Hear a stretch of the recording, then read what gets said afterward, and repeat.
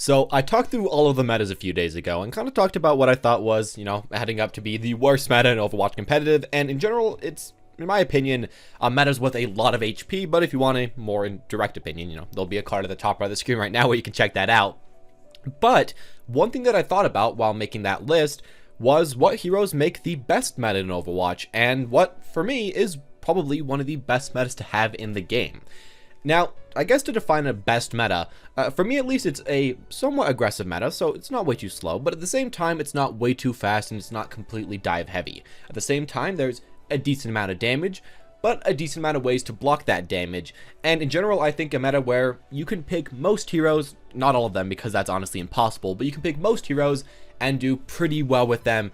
And in general, kind of, I'm gonna mainly go back to season 1 to early season 3 and mainly talk a lot about those because I think those were some of the best metas, and I guess also talk about how they could be even a little bit better with the heroes that I'm going to mention.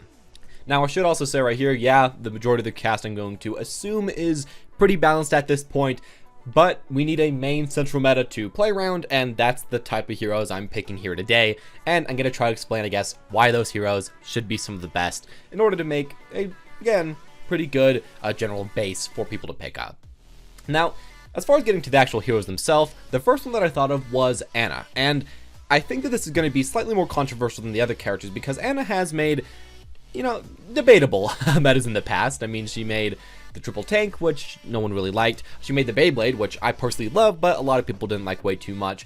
But I think if you can balance Ana correctly, she really does create a fun meta because Ana is a somewhat diveable character that does supply a pretty good amount of healing, but that can be blocked and that can be countered. Ana has a pretty strong kit, but it does have a lot of counterplay. And overall, I think that's a really good part about having a meta character, having a character that is stronger than the other supports, but very slightly. And I think Ana is one of the characters that you can kind of do that and can kind of balance that way by simply changing up her numbers, which again, I think is another good reason to make her meta. Now, as far as Ana herself, kind of how it's went in the past is, again, either she's very offensive or very defensive with a lot of HP or a lot of damage that she's giving out. I personally would like her to be slightly more offensive than defensive because, just shooting your teammates all the time isn't the most fun in the world. But either way, I think she is a pretty good base as a character to make a fun meta. I think especially the funnest part about her, of course, is the ability to go for her ultimate and make huge pushes. But the pushes aren't like an automatic win. In a lot of situations, you're going to have to pick who you want. Maybe Nanoblade, maybe the Reinhardt, maybe whatever. But you're going to have to pick who you want and see how the enemies play against it. If they have a Zenyatta ult, for example, or Lucer ult, or Vegeta ult, maybe you're just wasting your ult. While at the same time, if you can get your ult very quickly before any of those counter ults, maybe you're going to just win the game for your team. I think that is a really fun part about Ana, and I think her ultimate, as well as the fact that she herself can counter her own ultimate, especially against big targets with the sleep dart, are some pretty good reasons why I think she's a fun character to have in the meta, and a big reason why I've been kind of sad that she hasn't been good for that, for a while now. Now, to my second character that I want to be meta, it's going to be Soldier 76, and I guess you could also say McCree, but I think that McCree is generally a lot harder to balance. One big part of his kit is the flashbang, which is essentially just balanced off of a one-shot kill, or a headshot confirmed off of landing the flashbang, which is alright to play against. But honestly, I think Soldier in general is a lot more stable of a pick that makes a lot more fun meta. Again, very similar to Ana. And I think when you kind of look at Soldier and Ana, they are very similar. They're characters with a decent amount of self-sustain, a decent amount of far-range damage, a decent amount of healing for their teammates, and are both pretty consistent, but both as well can be counteracted if they are played extremely well against with a dive comp. And I think that's one big problem. How do you make these characters not get completely bodied by a dive comp? But let's pretend in a Magic world that they weren't all the time and that, dives still beat them, but, they could generally do pretty good otherwise. I think Soldier would be a great pick to have as another meta character.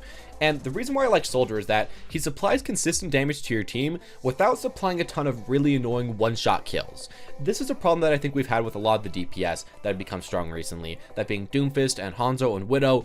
They're strong DPS, you want them on your team, but they feel very inconsistent, and if your team has a better one, it feels like you automatically win, and if the enemy team has a better one, it feels like you automatically lose. While if you have a better soldier on either team, it feels important to have the better soldier, to have, slightly more damage coming out, but it doesn't feel like something that, if you have the worst soldier, you're going to automatically lose. It doesn't feel like that. It isn't so much pick-based, it is a lot more based off having damage, and in a lot of ways, the tanks can kind of make up for the damage that maybe the soldier couldn't quite get in, you know, his regular play. And I think that is a good reason to have him be good, because he is a lot more counterable, he is a lot more consistent, and I think he is in general just kind of more fun to play against as pretty much any characters in the game, compared to a lot of the snipers and a lot of the one-shot characters, which we have a ton of right now.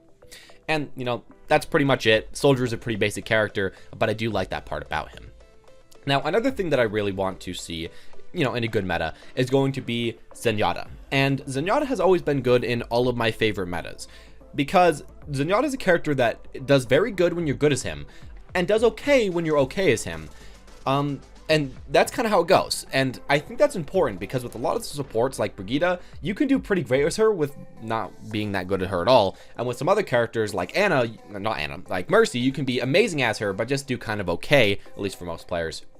But I think Zenyatta really does fit up that skill curve quite well. As you get better at him, well, you get better and better results as him. And as you get worse, well, you can still get pretty decent results, and it won't be too bad for yourself. And I really like that about Zenyatta, and I think that's why he is a really good meta choice. Other than just that, which I think is a great part about the character, and, you know, learning the character and getting better and making yourself try to work to get better, I think that's all really important.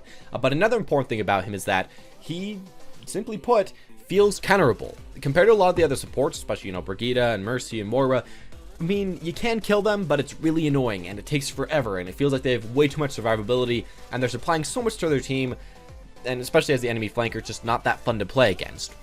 With a character like Zenyatta, though, I mean, he's supplying so much damage, he's supplying so much pick potential, so much healing, all of that, but at the same time, if you can get to him, and if you can kill him with his really big hitbox, there you go. You've got him out of the fight, and you can continue from there. I feel like he, while maybe not the most counterable character in the game, feels like he is one of those, and feels like you really can play against him and outsmart him, and that's why I think that he as well makes a really great meta character. Now, another character that I want to mention right here that really just holds together the last three characters is going to be Reinhardt, and I think Reinhardt is just probably one of the #1 things that I think makes a great meta. And that is because he supplies a shield that is not always necessary, but can allow you to move around, that can allow you to play smart, that can allow you to play up front, that can allow you to play really far back, and essentially allows for a very, not static, but dynamic fight. You can go all over the place. You can do just about anything. You can play to beat out the Reinhardt shield. You can play to ignore the Reinhardt shield. I think it is probably the funnest tank to play against, at least in my opinion, and one of the tanks that feels like you really can do a lot against. And he synergizes quite well with Ana, he synergizes quite well with Soldier and Zenyatta. They can all play around him, all play behind him, but at the same time, you know, he can't necessarily save them all by himself, so they still have to play smart, they still have counters that can beat them, and I think that's kind of cool. I think overall, these four characters really do work well together. I think they make a really fun meta that has some counters that you can play around, and, you know, especially with Reinhardt, you know, he is kind of exploitable, but he also does a lot for his team, does a lot of damage, has great ultimates, and I think he's as well probably the most, again, dynamic tank, especially compared to Orisa, which I think is just, again, more fun to play against in general. Now, what I'd like for Reinhardt is that maybe they can make his shift a bit better. The charge still is just so broken, and maybe they can make so that when you're holding up your shield or swinging your hammer or doing just about anything, you get less CC, because he does get hit way too far right now, and, you know, people can bash him around way too much, and that is kind of annoying. But if they kind of fix that up, I think he would be a fun character to, again, keep in the meta and make a really fun meta with. And the final character I want to mention here doesn't really fit this mold exactly like all the other characters. I think all the other characters you can kind of see work together really well, but here I'm going to mention a character that I personally really like playing with, that I think people used to really hate, but finally have kind of come to enjoy playing with and seeing, and that's going to be Genji. And the thing that I like about Genji is that he is very similar to Zenyatta and Ana, and that being that you can be pretty bad at Genji and still do all right with him. You can still finish off kills with your Swift Strike, you can still get resets with that, you can still not have to aim way too well, but get some projectile hits if you really need to, charge your ultimate eventually, and you can still get decent enough ultimates that will probably keep you in the rank that you're in. Which I think, you know, that's pretty cool, having a DPS that can do his job, but doesn't have to be the best to always do his job at least all right. But as well, you know, if you get great at Genji, well, you can carry games really hard. You can outplay everybody. You can really do whatever you want to with this character. And I think having that as a, you know, character is pretty fun to play against. And I think in general, Genji compared to a lot of the other flankers feels a little bit more fair. Sure, he does have the reflect, which is kind of annoying, but there are a lot of counters to Genji right now, which is kind of why he can't be meta. But still, I mean, he's still pretty good, and Even with the Reflect, which is kind of annoying, I think it definitely is less annoying to deal with than getting one shot by Doomfist, which doesn't always happen with Genji, or by just never being able to kill him, which often happens with Tracer. Sure, it's still hard to kill him, but I think it feels a lot more fair against this character. And overall, I feel like a lot of these characters do feel kind of fair. And they do create a good base. And of course, yeah, if Genji was good, you'd probably still have a pretty decent Doomfist and a pretty decent, Tracer. Moro would be pretty good.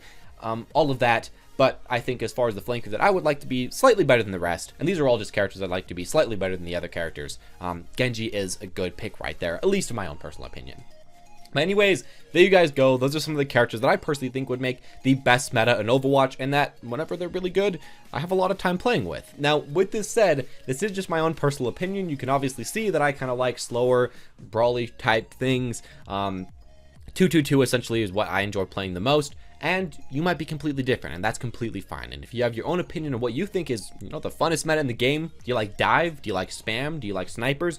What do you like? I'd really like to hear that in the comment section down below. Anyways, as always, guys, though, thank you all for watching. Hope you enjoyed. If you did, make sure to leave a like or hit the subscription button. Comment down below, again, your own opinion on this. Hit the notification button if you actually want to see more videos in the future, because the subscribe button doesn't really work. And as always, guys, have a wonderful day.